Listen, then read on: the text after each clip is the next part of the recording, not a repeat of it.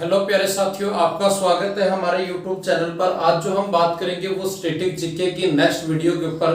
तो 10 पार्ट मैंने कर दिए हैं और एक प्लेलिस्ट बना रखी स्टैटिक जीके की, उसमें आप इन वीडियो को देख सकते हैं सीक्वेंस वाइज।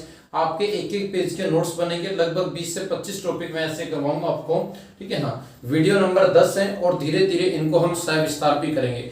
आज देखिए हम बात करते हैं इलेक्शन से रिलेटेड और एज से रिलेटेड है। ये पॉलिटी का टॉपिक, लेकिन स्टैटिक के अंदर हम इसके ऊपर बात करेंगे। तो चलिए, वीडियो अच्छी लगती है तो ज्यादा से ज्यादा लाइक और शेयर कीजिए, अपने व्हाट्सएप पर स्टेटस लगाइए और अपने जो चैनल है इस चैनल को ऊपर उठाने की पूरी आपके साथ ही मैं क्या कर रहा हूँ, मेहनत कर रहा हूँ। तो चलिए हम स्टार्ट कर देते हैं ज्यादा टाइम ना लेते हुए। तो चुनाव के बारे में यानी इलेक्शन के बारे में करेंगे। बाकी तो हम देखो चुनाव आयोग को जब हम पॉलिटी के अंदर पढ़ेंगे टॉपिक वाइज, वहां पर इसके बारे में पूरी डिटेल जानेंगे। लेकिन यहाँ पर मैं सिर्फ आपको स्टैटिक जीके के पॉइंट ऑफ होप से आपको ये चीजें बताने की कोशिश कर रहा हूँ। तो देखिए हम देखते हैं यहाँ पर भी चुनाव आयोग, हमें पता है आर्टिकल 324 से लेकर 329 तक चुनाव आयोग किस प्रकार काम करता है, क्या कुछ होता है, कितना सदस्य होते हैं, वो सारी की सारी बातें वहीं पर चर्चा करेंगे। तो देखिए सबसे पहला पॉइंट आता है चुनाव आयोग की स्थापना कब हुई थी। तो 25 जनवरी 1950 को हुई थी, यानी 24 तारीख को संविधान जो है बनकर तैयार हुआ था।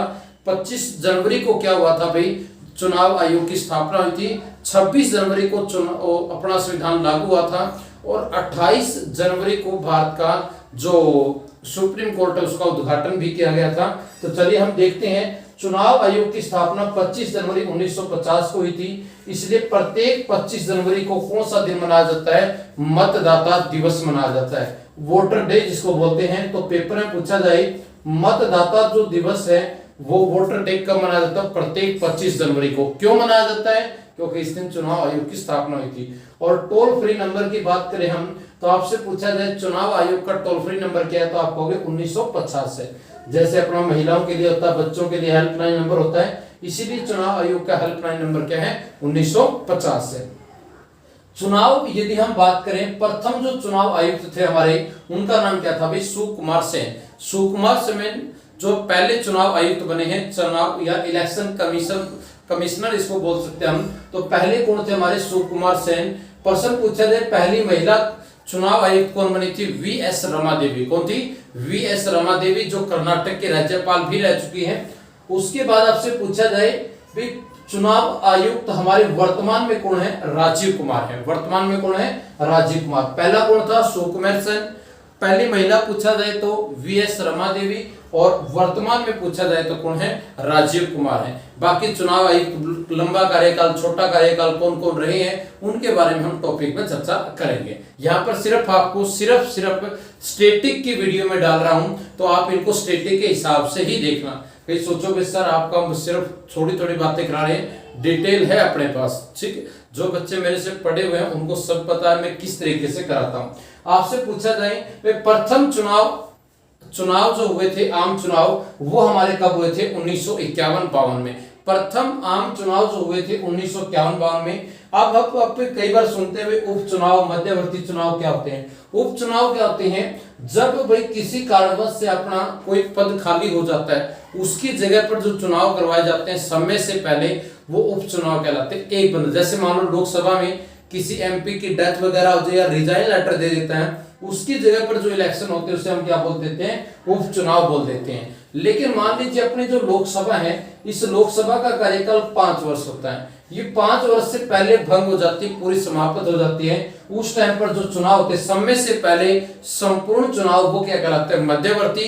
और एक सीट पर 2 सीट पर चुनाव होते हैं, उन्हें क्या बोलते हैं, हम उपचुनाव बोलते हैं। चलिए अब हम देखते हैं आगे। आप मोटे तौर पर देखिए चुनाव 2 टाइप में होते हैं, एक प्रत्यक्ष और एक अप्रत्यक्ष होते हैं। प्रत्यक्ष चुनाव कौन से कहलाते हैं बच्चों, ऐसे चुनाव जहां पर वोटिंग जनता करती है, यानी 18 साल से ऊपर बंदा जिसका वोटर लिस्ट में नाम है वो वोट डालता है। और जहां पर जनता वोट नहीं डालती है उसे हम बोलते हैं इनडायरेक्ट चुनाव, अप्रत्यक्ष। अलग अलग विधि होती है, विधियों को हम टॉपिक में चर्चा करेंगे, ठीक है ना।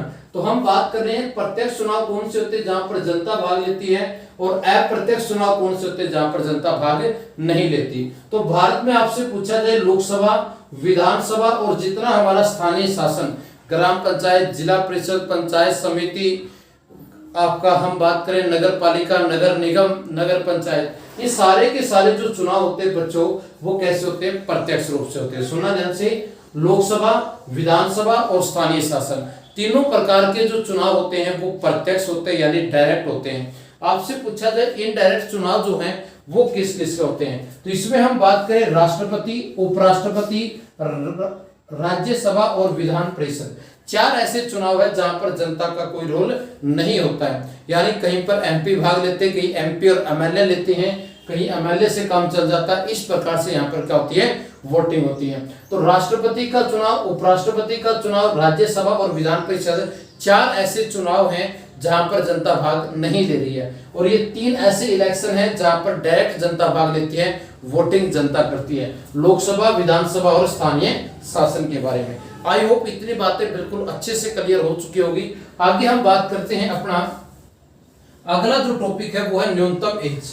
तो कई बार एग्जाम में पूछा जाता है भाई लोकसभा सदस्य, राज्यसभा, विधान परिषद, राज्यपाल, भाई किसकी एज क्या होती है बढ़ने के लिए, उसके ऊपर बात करते हैं। संविधान में एक खास बात ध्यान में रखना, जिसकी मिनिमम एज दे रखी है यानी न्यूनतम आयु दे रखी है उसकी मैक्सिमम एज नहीं दे रखी, और जिसकी मैक्सिमम दे रखी है उसकी कोई न्यूनतम एज नहीं होती है। जैसे हम बात करें सुप्रीम कोर्ट का जज जो है वो 65 साल की उम्र में रिटायर होता है, यानी सेवानिवृत्त कब होता है, 65 साल। लेकिन बनने के लिए कम से कम एज क्या होनी चाहिए, ये चीज संविधान में नहीं है। जिसकी रिटायर उम्र दे रखी है उसकी कम नहीं है, और जिसकी कम दे रखी है उसकी रिटायर उम्र नहीं है। राष्ट्रपति अपना चाहे 70 साल का हो, 80 साल का हो, 90 साल का हो, 95 का हो, 35 से ऊपर होना चाहिए, चाहे कितने भी साल का हो। लेकिन सुप्रीम कोर्ट का जज 65 से ऊपर नहीं बन सकता। ये चीजें होती हैं। तो हम चलते हैं यहाँ पर अपना न्यूनतम आयु का एक चैप्टर आप पॉलिटी के अंदर भी पढ़ लेते हैं कई बार। तो देखिए आपसे पेपर में पूछा जाए भी भारत का राष्ट्रपति, उपराष्ट्रपति और राज्यपाल कौन कौन से बता रहा हूं मैं, राष्ट्रपति, उपराष्ट्रपति और राज्यपाल, इन तीनों के लिए कम से कम एज कितनी होनी चाहिए, 35 साल होनी चाहिए। 35 साल या 35 साल से ऊपर है वही भारत में राष्ट्रपति बन सकता है, उपराष्ट्रपति बन सकता है और राज्यपाल। योग्यता और भी होती है लेकिन मैं यहाँ सिर्फ एज के बारे में बात कर रहा हूँ। ठीक है, तीनों के लिए कम से कम उम्र कितनी होनी चाहिए, 35 साल होनी चाहिए। लेकिन मैक्सिमम कितनी होनी, ज्यादा से ज्यादा कितने भी हो इनकी, लेकिन 35 से ऊपर, 40, 50, 60, 70, 80, 90, 100। आगे हम बात करें प्रधानमंत्री, मुख्यमंत्री, मंत्री, लोकसभा, विधानसभा, इन सभी के लिए कम से कम उम्र कितनी होनी चाहिए, 25 साल होनी चाहिए। क्या होनी चाहिए बच्चों, 25 वर्ष होनी चाहिए। ठीक है, प्रधानमंत्री, मुख्यमंत्री, मंत्री, लोकसभा और विधानसभा। कई ऐसे बच्चे भी होंगे जो कहते हैं भी प्रधानमंत्री अपना राज्यसभा का सदस्य भी बनता है, वहां तो 30 साल होती है। तो याद रखना यहाँ पर कम से कम की बात हो रही है, भाई 30 साल वाला तो पढ़ना ही पड़ेगा, कोई दिक्कत नहीं है, लेकिन